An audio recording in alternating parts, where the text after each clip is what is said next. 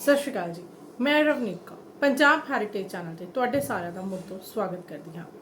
ਆਓ ਨਜ਼ਰ ਮਾਰਦੇ ਹਾਂ ਅੱਜ ਦੀਆਂ ਕੁਝ ਖਾਸ ਖਬਰਾਂ ਬਾਰੇ। ਸ਼੍ਰੀ ਪ੍ਰਕਾਸ਼ ਸਿੰਘ ਬਾਦਲ ਦਾ ਜਿੱਥੇ ਹੋਇਆ ਸੀ ਅੰਤਿਮ ਸੰਸਕਾਰ, ਉੱਥੇ ਹੁਣ ਯਾਦਗਾਰ ਬਣਾਉਣ ਦੀ ਤਿਆਰੀ ਵਿੱਚ ਹੈ ਅਕਾਲੀ ਦਲ।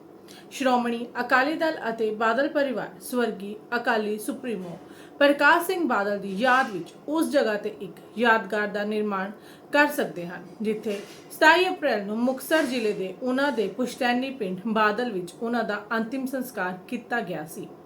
ਬਾਦਲ ਪਰਿਵਾਰ ਦੇ ਨਜ਼ਦੀਕੀ ਸੀਨੀਅਰ ਅਕਾਲੀ ਨੇਤਾ ਸਿਕੰਦਰ ਸਿੰਘ ਮਲੂਕਾ ਦੇ ਹਵਾਲੇ ਨਾਲ ਇੱਕ ਮੀਡੀਆ ਰਿਪੋਰਟ ਵਿੱਚ ਕਿਹਾ ਗਿਆ ਹੈ ਕਿ ਬਾਦਲ ਪਰਿਵਾਰ ਦੀ ਮਲਕੀਅਤ ਵਾਲੀ ਜ਼ਮੀਨ ਤੇ ਇੱਕ ਯਾਦਗਾਰ ਬਣਾਉਣ ਲਈ ਮੁੱਢਲੀ ਚਰਚਾ ਹੋਈ ਸੀ। ਯਾਦਗਾਰ ਦੇ ਖਾਕੇ ਤੇ ਹੋਵੇਗੀ ਚਰਚਾ।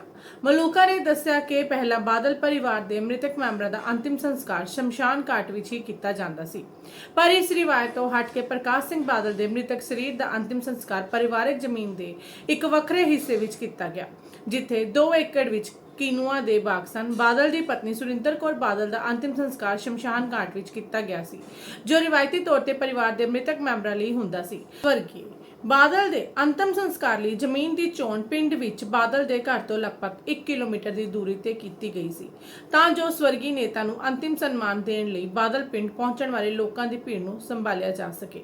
5 ਵਾਰ ਦੇ ਮੁੱਖ ਮੰਤਰੀ ਤੇ ਦਾਹ ਸੰਸਕਾਰ ਲਈ ਜ਼ਮੀਨ ਦੀ ਚੋਣ ਕਰਨ ਵੇਲੇ ਉਹਨਾਂ ਦੀ ਯਾਦਗਾਰ ਬਣਾਉਣ ਦਾ ਵਿਚਾਰ ਵੀ ਸ਼ਾਮਲ ਸੀ। ਮਲੂਕਾ ਨੇ ਕਿਹਾ ਕਿ ਇਹ ਯਾਦਗਾਰ ਪਾਰਟੀ ਅਤੇ ਬਾਦਲ ਪਰਿਵਾਰ ਵੱਲੋਂ ਸਾਂਝੇ ਤੌਰ ਤੇ ਬਣਾਈ ਜਾਵੇਗੀ। ਹਾਲਾਂਕਿ ਯਾਦਗਾਰ ਦੇ ਖਾਕੇ ਨੂੰ ਅੰਤਿਮ ਰੂਪ ਦੇਣ ਲਈ ਵਿਸਤ੍ਰਿਤ ਚਰਚਾ ਆਉਣ ਵਾਲੇ ਸਮੇਂ ਵਿੱਚ ਹੋਵੇਗੀ। ਇਹ ਕਦਮ ਬਾਦਲ ਵੱਲੋਂ ਪਾਰਟੀ ਅਤੇ ਲੋਕਾਂ ਲਈ ਛੱਡੀ ਗਈ ਵਿਰਾਸਤ ਨੂੰ ਅੱਗੇ ਵਧਾਏਗਾ। ਪੰਜਾਬ ਸਰਕਾਰ ਵੱਲੋਂ ਦਿਵਿਆਂਗ ਵਿਦਿਆਰਥਣਾਂ ਨੂੰ ਹਾਜ਼ਰੀ ਵਜ਼ੀਫਾ ਦੇਣ ਲਈ 110 ਲੱਖ ਰੁਪਏ ਦੀ ਰਾਸ਼ੀ ਜਾਰੀ। ਪੰਜਾਬ ਸਰਕਾਰ ਵੱਲੋਂ ਸੂਬੇ ਦੀਆਂ ਦਿਵਿਆਂਗ ਵਿਦਿਆਰਥਣਾਂ ਲਈ ਹਾਜ਼ਰੀ ਵਜ਼ੀਫਾ ਸਕੀਮ ਦੇਣ ਦੇ ਲਈ ਵਿੱਤੀ ਸਾਲ 2023-24 ਵਾਸਤੇ 110 ਲੱਖ ਰੁਪਏ ਦੀ ਰਾਸ਼ੀ ਜਾਰੀ ਕਰ ਦਿੱਤੀ ਗਈ ਹੈ।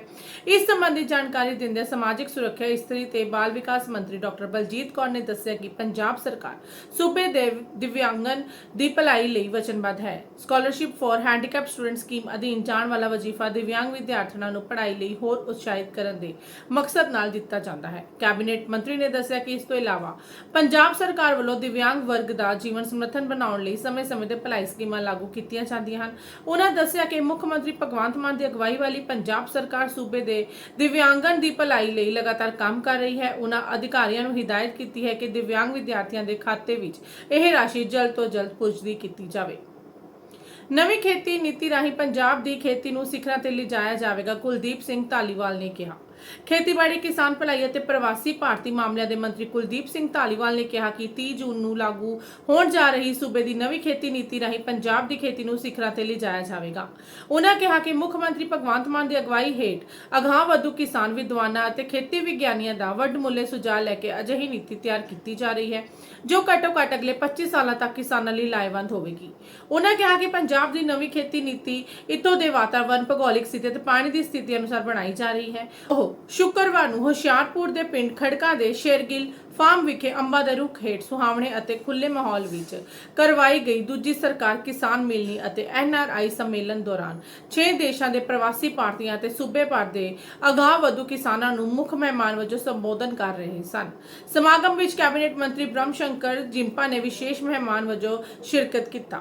ਇਸ ਮੌਕੇ ਹੋਰਨਾਂ ਤੋਂ ਇਲਾਵਾ ਵਿਧਾਇਕ ਉੜਮੁੜ ਜਸਵੀਰ ਸਿੰਘ ਰਾਜਾ ਗਿੱਲ, ਵਿਧਾਇਕ ਦਸੂਹਾ ਕਰਮਵੀਰ ਸਿੰਘ ਘੁੰਮਣ, ਖੇਤੀਬਾੜੀ ਵਿਭਾਗ ਦੇ ਪ੍ਰਮੁੱਖ ਸਕੱਤਰ ਸੁਮੇਰ ਸਿੰਘ ਗੁਰਜਰ, ਚੇਅਰਮੈਨ ਕਿਸਾਨ ਭਲਾਈ ਕਮਿਸ਼ਨ ਡਾਕਟਰ ਸੁਖਪਾਲ ਸਿੰਘ, ਪੰਜਾਬ ਖੇਤੀਬਾੜੀ ਯੂਨੀਵਰਸਿਟੀ ਦੇ vice chancellor doctor Satbir Singh Gosal ਅਤੇ ਡਿਪਟੀ ਕਮਿਸ਼ਨਰ ਕੋਮਲ ਮਿੱਤਲ ਵੀ ਵਿਸ਼ੇਸ਼ ਤੌਰ ਤੇ ਹਾਜ਼ਰ ਸਨ। ਖੇਤੀਬਾੜੀ ਮੰਤਰੀ ਨੇ ਸੰਬੋਧਨ ਕਰਦਿਆਂ ਕਿਹਾ ਕਿ ਇਸ ਮਿਲਣੀ ਦੇ 2 ਉਦੇਸ਼ ਹਨ। ਪਹਿਲਾ, ਕਿਸਾਨਾਂ ਨੂੰ ਰਵਾਇਤੀ ਫਸਲੀ ਚੱਕਰ ਵਿੱਚੋਂ ਬਾਹਰ ਕੱਢਣਾ ਅਤੇ ਉਹਨਾਂ ਦੇ ਸੁਝਾਵਾਂ ਨੂੰ ਜਾਣਨਾ, ਅਤੇ ਦੂਜਾ, ਇਹਨਾਂ ਸੁਝਾਵਾਂ ਦੇ ਆਧਾਰ ਤੇ ਪੰਜਾਬ ਦੀ ਨਵੀਂ ਖੇਤੀ ਨੀਤੀ ਤਿਆਰ ਕਰਨਾ। ਉਹਨਾਂ ਮੌਜੂਦਾ ਪੰਜਾਬ ਸਰਕਾਰ ਵੱਲੋਂ ਪਿਛਲੇ 1 ਸਾਲ ਦੌਰਾਨ ਖੇਤੀ ਦੀ ਬਿਹਤਰੀ ਲਈ ਕੀਤੇ ਕੰਮਾਂ ਦਾ ਜ਼ਿਕਰ ਕੀਤਾ। ਉਹਨਾਂ ਕਿਹਾ ਕਿ ਨਾ ਸਿਰਫ ਖੇਤੀ ਚੁਣੌਤੀਆਂ ਸਗੋਂ ਪੰਜਾਬ ਦੀਆਂ ਸਮੱਸਿਆਵਾਂ ਦੇ ਹੱਲ ਲਈ ਖੇਤੀ ਨੂੰ ਲਾਹੇਵੰਦ ਧੰਦਾ ਬਣਾਉਣਾ ਜ਼ਰੂਰੀ ਹੈ। ਉਹਨਾਂ ਦੱਸਿਆ ਕਿ 30 ਜੂਨ ਨੂੰ ਲਾਗੂ ਹੋਣ ਜਾ ਰਹੀ ਨਵੀਂ ਖੇਤੀ ਨੀਤੀ ਵਿੱਚ ਕਿਸਾਨਾਂ ਦੇ ਸੁਝਾਵਾਂ ਨੂੰ ਸ਼ਾਮਿਲ ਕੀਤਾ ਜਾਵੇਗਾ। ਉਹਨਾਂ ਕਿਹਾ ਕਿ ਸਾਡੇ ਪੰਜਾਬੀ ਭਰਾਵਾਂ ਨੇ ਵਿਦੇਸ਼ਾਂ ਵਿੱਚ ਜਾ ਕੇ ਖੇਤੀ ਨੂੰ ਨਵੀਆਂ ਬੁਲੰਦੀਆਂ ਤੇ ਪਹੁੰਚਾਇਆ ਹੈ। ਜਿਸ ਕਾਰਨ ਪੰਜਾਬ ਦੇ ਕਿਸਾਨਾਂ ਨੂੰ ਉਹਨਾਂ ਦੇ ਤਜਰਬਿਆਂ ਦਾ ਭਰਪੂਰ ਲਾਭ ਮਿਲੇਗਾ। ਉਹਨਾਂ ਕਿਹਾ ਕਿ ਦਰਿਆਵਾਂ ਅਤੇ ਨਹਿਰੀ ਪਾਣੀ ਦੀ ਸੁਚੱਜੀ ਵਰਤੋਂ ਸਮੇਂ ਦੀ ਮੁੱਖ ਮੰਗ ਹੈ। ਉਹਨਾਂ ਕਿਹਾ ਕਿ ਸਰਕਾਰ ਦਾ ਮੁੱਖ ਉਦੇਸ਼ ਪਾਣੀ, ਬਿਜਲੀ ਅਤੇ ਬੀਜਾਂ ਦੀ ਵੰਡ ਨੂੰ ਪਾਰਦਰਸ਼ੀ ਬਣਾਉਣਾ ਹੈ। ਅੱਗੇ ਉਹਨਾਂ ਨੇ ਕਿਹਾ ਕਿ ਕਿਸਾਨਾਂ ਨੂੰ ਖੇਤੀ ਵਿਭਿੰਨਤਾ ਵਜੋਂ ਕਣਕ, ਝੋਨੇ ਦੇ ਫਸਲੀ ਚੱਕਰ ਤੋਂ ਹਟ ਕੇ ਸਬਜ਼ੀਆਂ, ਫਲਾਂ ਅਤੇ ਮੱਕੀ ਆਦਿ ਦੀ ਕਾਸ਼ਤ ਵੱਲ ਪ੍ਰੇਰਿਤ ਕੀਤਾ ਜਾ ਰਿਹਾ ਹੈ ਅਤੇ ਇਹਨਾਂ ਦੇ ਮੰਡੀਕਰਨ ਅਤੇ ਪ੍ਰੋਸੈਸਿੰਗ ਲਈ ਢੁਕਵੀਂ ਨੀਤੀ ਬਣਾਈ ਵੀ ਜਾ ਰਹੀ ਹੈ। ਉਹਨਾਂ ਕਿਹਾ ਕਿ ਵੱਖ-ਵੱਖ ਫਸਲਾਂ ਲਈ ਵੱਖਰੇ ਬੋਰਡ ਬਣਾਉਣ ਬਾਰੇ ਵੀ ਵਿਚਾਰ ਕੀਤਾ ਜਾਵੇਗਾ। ਉਹਨਾਂ ਕਿਹਾ ਕਿ ਸਾਡੀ ਸਰਕਾਰ ਪੰਜਾਬ ਨੂੰ ਨਵੀਂ ਦਿਸ਼ਾ ਦੇਣਾ ਚਾਹੁੰਦੀ ਹੈ ਅਤੇ 75 ਸਾਲਾਂ ਬਾਅਦ ਪਹਿਲੀ ਵਾਰ ਪੰਜਾਬ ਸਹੀ ਰਸਤੇ ਤੇ ਉਡਾਣ ਭਰਨ ਜਾ ਰਿਹਾ ਹੈ। ਉਹਨਾਂ ਕਿਹਾ ਕਿ ਸੂਬੇ ਵਿੱਚ ਬਾਗਬਾਨੀ ਨੂੰ ਉਤਸ਼ਾਹਿਤ ਕਰਨ ਲਈ ਵੱਖ-ਵੱਖ ਖੇਤਰਾਂ ਵਿੱਚ ਵੱਖ-ਵੱਖ ਫਲਾਂ ਦੀ ਕਾਸ਼ਤ ਨੂੰ ਉਤਸ਼ਾਹਿਤ ਕੀਤਾ ਜਾਵੇਗਾ ਅਤੇ ਖੇਤੀ ਵਿੱਚੋਂ ਜ਼ਹਿਰਾਂ ਦੀ ਵਰਤੋਂ ਨੂੰ ਖਤਮ ਕਰ ਦਿੱਤਾ ਜਾਵੇਗਾ। ਉਹਨਾਂ ਕਿਹਾ ਕਿ ਜੇਕਰ ਪੰਜਾਬ ਦੀ ਖੇਤੀ ਨੂੰ ਠੀਕ ਕੀਤਾ ਗਿਆ ਤਾਂ ਪੂਰਾ ਪੰਜਾਬ ਇੱਕ ਵਾਰ ਫਿਰ ਰੰਗਲਾ ਪੰਜਾਬ ਬਣ ਜਾਵੇਗਾ। ਅੱਗੇ ਉਹਨਾਂ ਨੇ ਕਿਹਾ ਕਿ ਇਹ ਸਭ ਕੁਝ ਉਦੋਂ ਸੰਭਵ ਹੈ ਜੇਕਰ ਸਿਆਸਤਦਾਨ ਇਮਾਨਦਾਰ ਹੋਣ। ਉਹ ਕਹਿੰਦੇ ਹਨ ਕਿ ਜਿਸ ਤਰ੍ਹਾਂ ਸਰਕਾਰ ਵੱਲੋਂ ਬਾਸਮਤੀ ਦਾ ਰੇਟ ਤੈਅ ਕੀਤਾ ਗਿਆ ਹੈ, ਉਸੇ ਤਰ੍ਹਾਂ ਹੋਰਨਾਂ ਫਸਲਾਂ ਦਾ ਵੀ ਘੱਟੋ-ਘੱਟ ਮੁੱਲ ਤੈਅ ਕੀਤਾ ਜਾਵੇਗਾ। ਇਸ ਮੌਕੇ ਕੈਬਨਿਟ ਮੰਤਰੀ ਬ੍ਰਹਮ ਸ਼ੰਕਰ ਜਿੰਪਾ ਨੇ ਕਿਹਾ ਕਿ ਪੰਜਾਬ ਸਰਕਾਰ ਵੱਲੋਂ ਤਿਆਰ ਕੀਤੀ ਜਾ ਰਹੀ ਨਵੀਂ ਖੇਤੀ ਨੀਤੀ ਪੰਜਾਬ ਨੂੰ ਨਵੀਂ ਦਿਸ਼ਾ ਦੇਵੇਗੀ। ਸ਼੍ਰੀ ਦਰਬਾਰ ਸਾਹਿਬ ਨੇੜੇ ਧਮਾਕੇ ਕਰਨ ਵਾਲੇ ਮੁਲਜ਼ਮਾਂ ਨੂੰ ਲੈ ਕੇ ਸਾਹਮਣੇ ਆਈ ਹੈਰਾਨੀਜਨਕ ਗੱਲ। ਅੰਮ੍ਰਿਤਸਰ ਹੈਰੀਟੇਜ ਸਟਰੀਟ ਅਤੇ ਗੁਰੂ ਰਾਮਦਾਸ ਰਾਹ ਨੇੜੇ ਹੋਏ ਧਮਾਕਿਆਂ ਵਿੱਚ ਸ਼ਾਮਲ ਮੁਲਜ਼ਮਾਂ ਨੇ ਵੱਡਾ ਖੁਲਾਸਾ ਕੀਤਾ ਹੈ। ਪੁਲਿਸ ਵੱਲੋਂ ਪੁੱਛਗਿੱਛ ਦੌਰਾਨ ਉਕਤ ਮੁਲਜ਼ਮਾਂ ਨੇ ਦੱਸਿਆ ਕਿ ਇਹ ਸਾਰਾ ਘਟਨਾਕ੍ਰਮ ਅੰਮ੍ਰਿਤਪਾਲ ਸਿੰਘ ਤੇ NSA ਲਗਾਉਣ ਦੇ ਵਿਰੋਧ ਵਿੱਚ ਕੀਤਾ ਗਿਆ ਹੈ। ਇਸ ਪੂਰੇ ਘਟਨਾਕ੍ਰਮ ਦਾ ਮਾਸਟਰਮਾਈਂਡ ਆਜ਼ਾਦਵੀਰ ਸਿੰਘ ਜਰਨੈਲ ਸਿੰਘ ਭਿੰਡਰਾਂਵਾਲਾ ਦਾ ਕੱਟੜ ਸਮਰਥਕ ਹੈ। ਬੀਤੇ ਦਿਨ ਪੁਲਿਸ ਨੇ ਉਕਤ ਮੁਲਜ਼ਮਾਂ ਨੂੰ ਜ਼ਿਲ੍ਹਾ ਕਚਹਿਰੀ ਸਥਿਤ ਜੁਡੀਸ਼ੀਅਲ ਕੰਪਲੈਕਸ ਦੀ ਅਦਾਲਤ ਵਿੱਚ ਪੇਸ਼ ਕੀਤਾ, ਜਿੱਥੇ ਪੁਲਿਸ ਨੇ ਉਹਨਾਂ ਦਾ ਰਿਮਾਂਡ ਮੰਗਿਆ। ਮਾਣਯੋਗ ਜੱਜ ਨੇ ਸੁਣਵਾਈ ਕਰਦੇ ਹੋਏ ਉਕਤ ਮੁਲਜ਼ਮਾਂ ਨੂੰ 7 ਦਿਨ ਲਈ ਪੁਲਿਸ ਰਿਮਾਂਡ ਵਿੱਚ ਭੇਜਣ ਦੇ ਆਦੇਸ਼ ਦਿੱਤੇ ਹਨ। ਜ਼ਿਕਰਯੋਗ ਹੈ ਕਿ ਬੀਤੇ 4 ਦਿਨਾਂ ਵਿੱਚ ਸ਼੍ਰੀ ਹਰਮੰਦਰ ਸਾਹਿਬ ਨੇੜੇ ਹੈਰੀਟੇਜ ਸਟਰੀਟ ਅਤੇ ਗਲਿਆਰੇ ਵਿੱਚ ਹੋਏ ਧਮਾਕੇ ਦੇ 5 ਅਸਲ ਕਸੂਰਵਾਰ ਨੂੰ ਗ੍ਰਿਫਤਾਰ ਕਰਕੇ ਪੁਲਿਸ ਨੇ ਇਸ ਸਨਸਨੀਖੇਜ਼ ਮਾਮਲੇ ਨੂੰ ਸੁਲਝਾਉਣ ਦਾ ਦਾਅਵਾ ਕੀਤਾ ਹੈ। ਪ੍ਰੈਸ ਮਿਲਣੀ ਦੌਰਾਨ ਪੰਜਾਬ ਦੇ DGP ਗੌਰਵ ਯਾਦਵ ਨੇ ਦੱਸਿਆ ਕਿ ਇਸ ਮਾਮਲੇ ਨੂੰ ਸੁਲਝਾਉਣ ਵਿੱਚ SGPC ਅਤੇ ਟਾਸਕ ਫੋਰਸ ਦਾ ਵੱਡਮੁੱਲਾ ਯੋਗਦਾਨ ਹੈ। ਮੁਲਜ਼ਮਾਂ ਦੀ ਪਛਾਣ ਆਜ਼ਾਦਵੀਰ ਸਿੰਘ ਪੁੱਤਰ ਜਸਵੀਰ ਸਿੰਘ ਵਾਸੀ ਵਡਾਲਾ ਕਲਾ ਬਾਬਾ ਬਕਾਲਾ, ਅਮਰੀਕ ਸਿੰਘ ਪੁੱਤਰ ਲਖਬੀਰ ਸਿੰਘ ਵਾਸੀ ਗੁਰਦਾਸਪੁਰ, ਸਾਹਿਬ ਸਿੰਘ ਵਾਸੀ ਗੇਟ ਹਕੀਮਾ, ਧਰਮਿੰਦਰ ਸਿੰਘ ਅਤੇ ਹਰਜੀਤ ਸਿੰਘ ਵਾਸੀ 88 ਫੁੱਟ ਸੜਕ ਅੰਮ੍ਰਿਤਸਰ ਵਜੋਂ ਹੋਈ ਹੈ। DGP ਯਾਦਵ ਨੇ ਅੱਗੇ ਦੱਸਿਆ ਕਿ ਬੀਤੇ ਦਿਨੀ ਸਥਾਨਕ ਹੈਰੀਟੇਜ ਸਟਰੀਟ ਵਿੱਚ 2 ਧਮਾਕੇ ਹੋਏ ਸਨ, ਜਿਸ ਵਿੱਚ ਪਹਿਲਾ ਧਮਾਕਾ 6 ਮਈ ਅਤੇ ਦੂਜਾ 8 ਮਈ ਨੂੰ ਹੋਇਆ ਸੀ। ਪੁਲਿਸ ਤੰਤਰ ਇਸ ਮਾਮਲੇ ਦੀ ਪੂਰੀ ਗੰਭੀਰਤਾ ਦੇ ਨਾਲ ਜਾਂਚ ਕਰਨ ਵਿੱਚ ਲੱਗੀ ਹੋਈ ਹੈ। ਪੁਲਿਸ ਦੇ ਵੱਖ-ਵੱਖ ਦਸਤੇ ਵਿੱਚ ਇਸ ਮਾਮਲੇ ਨਾਲ ਜੁੜੇ ਹਰੇਕ ਪਹਿਲੂ ਨੂੰ ਬਰੀਕੀ ਨਾਲ ਖੰਗਾਲ ਰਹੇ ਸਨ। ਫਿਰ 10 ਮਈ ਦੀ ਰਾਤ 12 ਵਜੇ ਦੇ ਕਰੀਬ ਤੀਸਰਾ ਧਮਾਕਾ ਜੋ ਗਲਿਆਰੇ ਦੇ ਨੇੜੇ ਹੋਇਆ। ਉਸ ਤੋਂ ਬਾਅਦ ਪੁਲਿਸ ਦੀਆਂ ਟੀਮਾਂ ਨੇ SGPC ਟਾਸਕ ਫੋਰਸ ਦੀ ਮਦਦ ਨਾਲ ਬੜੇ ਹੀ ਤਕਨੀਕੀ ਢੰਗ ਨਾਲ ਇਹਨਾਂ ਧਮਾਕਿਆਂ ਨੂੰ ਅੰਜਾਮ ਦੇਣ ਵਾਲੇ 5 ਮੈਂਬਰੀ ਗਿਰੋਹ ਨੂੰ ਕਾਬੂ ਕਰ ਲਿਆ ਹੈ। DGP ਨੇ ਦੱਸਿਆ ਕਿ ਮੁਲਜ਼ਮ ਆਜ਼ਾਦਵੀਰ ਸਿੰਘ ਨੇ ਬੁੱਧਵਾਰ ਰਾਤ 12 ਵਜੇ ਦੇ ਕਰੀਬ ਸਰਾਂ ਦੇ ਬਾਥਰੂਮ ਵਿੱਚ ਜਾ ਕੇ ਪਿਛਲੇ ਪਾਸੇ ਪਾਰਕ ਵਿੱਚ ਧਮਾਕਾ ਕਰ ਦਿੱਤਾ। ਇਸ ਸਾਰੇ ਕਾਂਡ ਦਾ ਮਾਸਟਰਮਾਈਂਡ ਆਜ਼ਾਦਵੀਰ ਸਿੰਘ ਅਤੇ ਅਮਰੀਕ ਸਿੰਘ ਹੈ, ਜਿਨ੍ਹਾਂ ਨੇ ਸਰਾਂ ਵਿੱਚ ਰਹਿੰਦੇ ਹੋਏ ਦੇਸੀ ਬੰਬ ਬਣਾਏ। ਗ੍ਰਿਫਤਾਰ ਮੁਲਜ਼ਮਾਂ ਕੋਲੋਂ ਪੁਲਿਸ ਨੇ 1 ਕਿਲੋ 100 ਗ੍ਰਾਮ ਵਿਸਫੋਟਕ ਸਮੱਗਰੀ ਸਮੇਤ ਕੁਝ ਹੋਰ ਸਮਾਨ ਵੀ ਬਰਾਮਦ ਕੀਤਾ ਹੈ। ਮੁੱਖ ਮੰਤਰੀ ਭਗਵੰਤ ਮਾਨ ਦਾ ਇੱਕ ਹੋਰ ਵੱਡਾ ਐਲਾਨ। ਅਜਿਹਾ ਕਰਨ ਵਾਲਾ ਦੇਸ਼ ਦਾ ਪਹਿਲਾ ਸੂਬਾ ਬਣਿਆ ਪੰਜਾਬ। ਮੁੱਖ ਮੰਤਰੀ ਭਗਵੰਤ ਮਾਨ ਨੇ ਪੰਜਾਬ ਦੀ ਇੰਡਸਟਰੀ ਲਈ ਕਲਰ ਕੋਡਿੰਗ ਅਸ਼ਟਾਮ ਪੇਪਰ ਦਾ ਐਲਾਨ ਕੀਤਾ ਹੈ। ਮੁੱਖ ਮੰਤਰੀ ਨੇ ਇੰਡਸਟਰੀ ਲਈ ਹਰੇ ਰੰਗ ਦੇ ਅਸ਼ਟਾਮ ਪੇਪਰ ਦੀ ਸ਼ੁਰੂਆਤ ਕਰ ਦਿੱਤੀ ਹੈ। ਮੁੱਖ ਮੰਤਰੀ ਨੇ ਕਿਹਾ ਕਿ ਜਦੋਂ ਕੋਈ ਇੰਡਸਟਰੀਅਲਿਸਟ ਇੰਡਸਟਰੀ ਦੀ ਰਜਿਸਟਰੀ ਕਰਵਾਏਗਾ ਤਾਂ ਉਸ ਨੂੰ ਹਰੇ ਰੰਗ ਦਾ ਅਸ਼ਟਾਮ ਪੇਪਰ ਮੁਹੱਈਆ ਕਰਵਾਇਆ ਜਾਵੇਗਾ, ਜਿਸ ਨੂੰ 2 ਹਫ਼ਤਿਆਂ ਵਿੱਚ ਕਲੀਅਰੈਂਸ ਦਿੱਤੀ ਜਾਵੇਗੀ। ਇਸ ਨਾਲ ਫੈਕਟਰੀ ਦਾ ਨਿਰਮਾਣ ਜਲਦੀ ਸ਼ੁਰੂ ਕੀਤਾ ਜਾ ਸਕੇਗਾ। ਇਸ ਨਾਲ ਬਹੁਤ ਸਾਰੇ ਇੰਡਸਟਰੀਅਲਿਸਟਾਂ ਦੀ ਖੱਜਲ ਖੁਆਰੀ ਘੱਟ ਜਾਵੇਗੀ ਅਤੇ ਵਪਾਰੀਆਂ ਨੂੰ ਦਫ਼ਤਰਾਂ ਦੇ ਗੇੜੇ ਨਹੀਂ ਲਾਉਣੇ ਪੈਣਗੇ। ਪਹਿਲਾਂ ਵਪਾਰੀਆਂ ਦਾ ਪੈਸਾ ਲੱਗਾ ਹੁੰਦਾ ਸੀ ਅਤੇ ਵਿਆਜ ਪੈਂਦਾ ਰਹਿੰਦਾ ਸੀ, ਜਿਸ ਨਾਲ ਉਹਨਾਂ ਦਾ ਕਾਫੀ ਨੁਕਸਾਨ ਹੁੰਦਾ ਸੀ। ਇਸ ਗ੍ਰੀਨ ਅਸ਼ਟਾਮ ਪੇਪਰ ਤੋਂ ਇਲਾਵਾ ਕਿਸੇ ਵੀ ਤਰ੍ਹਾਂ ਦੇ NOC ਲੈਣ ਲਈ ਸਰਕਾਰੀ ਦਫ਼ਤਰਾਂ ਦੇ ਗੇੜੇ ਲਾਉਣੇ ਪੈਂਦੇ ਸਨ। ਇਹ ਸਾਰਾ ਕੁਝ ਖਤਮ ਕਰ ਦਿੱਤਾ ਜਾਵੇਗਾ। ਮੁੱਖ ਮੰਤਰੀ ਨੇ ਕਿਹਾ ਜਦੋਂ ਫੈਕਟਰੀ ਬਣ ਕੇ ਤਿਆਰ ਹੋ ਗਈ ਤਾਂ ਉਦੋਂ ਪੋਲਿਊਸ਼ਨ ਅਤੇ ਫੋਰੈਸਟ ਸਰਟੀਫਿਕੇਟ ਦੀ ਉਸੇ ਅਸ਼ਟਾਮ ਪੇਪਰ ਤੇ ਮੋਹਰ ਲੱਗ ਜਾਵੇਗੀ। ਇਸ ਅਸ਼ਟਾਮ ਪੇਪਰ ਦਾ ਮਤਲਬ ਹੈ ਕਿ ਫੈਕਟਰੀ ਮਾਲਕ ਨੇ ਸਾਰੀਆਂ NOC ਕਲੀਅਰ ਕਰ ਲਈਆਂ ਹਨ।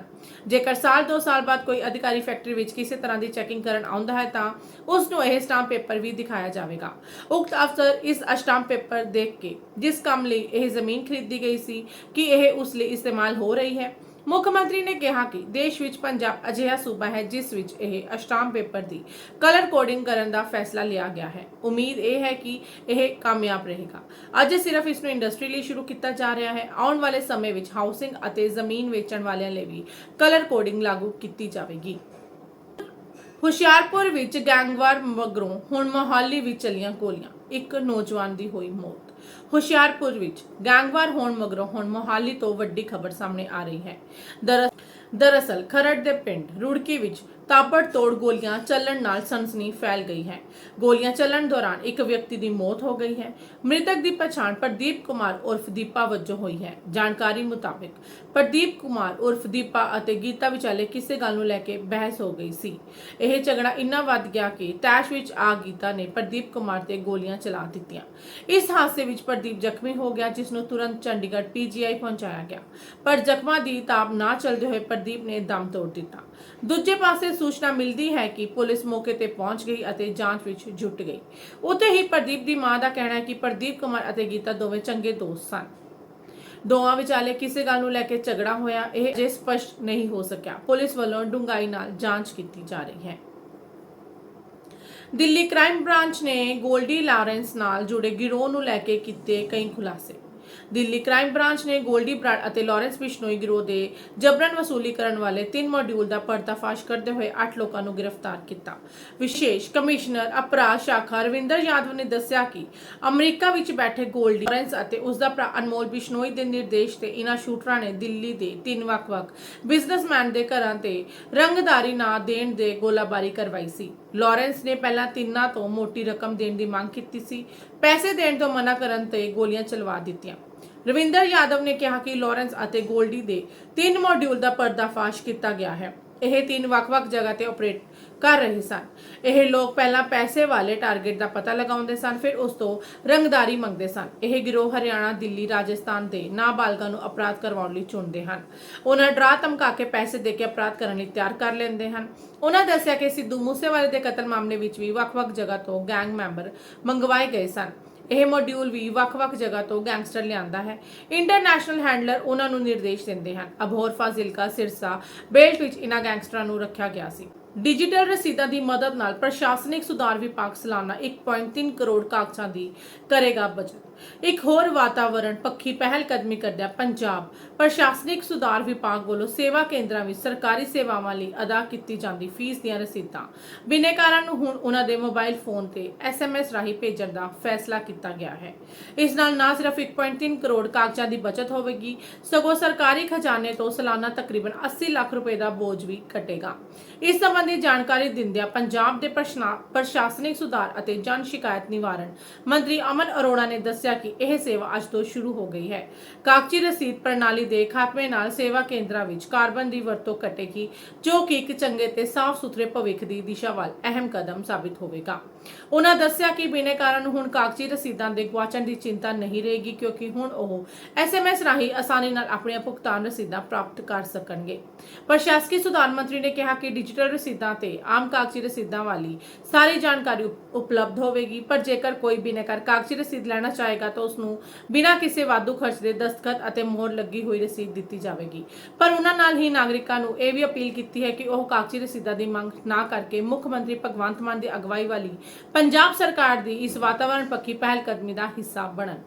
ਅਮਨ ਅਰੋੜਾ ਨੇ ਅੱਗੇ ਕਿਹਾ ਕਿ ਅਜੋਕੇ ਡਿਜੀਟਲ ਯੁੱਗ ਵਿੱਚ ਡਿਜੀਟਲ ਰਸੀਦਾਂ ਪਹਿਲਾਂ ਹੀ ਇੱਕ ਸਫਲ ਬਦਲ ਸਾਬਤ ਹੋ ਚੁੱਕੀ ਹੈ, ਕਿਉਂਕਿ ਇਹਨਾਂ ਨੂੰ ਸਟੋਰ ਕਰਨਾ ਤੇ ਲੋਡ ਪੈਣ ਤੇ ਇਹਨਾਂ ਤੱਕ ਪਹੁੰਚ ਕਰਨਾ ਬਹੁਤ ਆਸਾਨ ਹੈ। ਉਹਨਾਂ ਕਿਹਾ ਕਿ ਪੇਪਰ ਰਹਿਤ ਫੀਸ ਰਸੀਦ ਪ੍ਰਣਾਲੀ ਸੇਵਾ ਪ੍ਰਦਾਨ ਕਰਨ ਵਾਲਿਆਂ ਅਤੇ ਉਪਭੋਗਤਾਵਾਂ ਦੋਵਾਂ ਦੇ ਸਮੇਂ ਦੀ ਬਚਤ ਕਰੇਗੀ, ਕਿਉਂਕਿ ਇਸ ਨਾਲ ਸੇਵਾ ਕੇਂਦਰਾਂ ਵਿਖੇ ਕਾਊਂਟਰਾਂ ਤੇ ਰਸੀਦ ਪ੍ਰਿੰਟ ਕਰਨ ਦੇ ਸਮੇਂ ਦੀ ਵੀ ਬਚਤ ਹੋਵੇਗੀ। ਉਹਨਾਂ ਕਿਹਾ ਕਿ ਇਸ ਨਾਲ ਪ੍ਰਿੰਟਿੰਗ ਤੇ ਆਉਣ ਵਾਲੇ ਸਾਲਾਨਾ ਤਕਰੀਬਨ 80 ਲੱਖ ਰੁਪਏ ਦੇ ਖਰਚੇ ਦੀ ਵੀ ਬਚਤ ਹੋਵੇਗੀ। ਇਸ ਦੌਰਾਨ ਡਾਇਰੈਕਟਰ DGR ਗਿਰੀਸ਼ ਦਿਆਲਨ ਨੇ ਦੱਸਿਆ ਕਿ ਇਸ ਸਿਸਟਮ ਨੂੰ DGR ਦੀ ਆਪਣੀ ਸੌਫਟਵੇਅਰ ਟੀਮ ਵੱਲੋਂ ਡਿਜ਼ਾਈਨ ਅਤੇ ਤਿਆਰ ਕੀਤਾ ਗਿਆ ਹੈ, ਜਿਸ ਵਿੱਚ ਪ੍ਰਿਯੰਕ ਸ਼ਰਮਾ, ਸੁਖਵਿੰਦਰ ਸਿੰਘ ਅਤੇ ਰੋਬਿਨ ਸ਼ਾਮਲ ਹਨ। ਧੰਨਵਾਦ ਜੀ।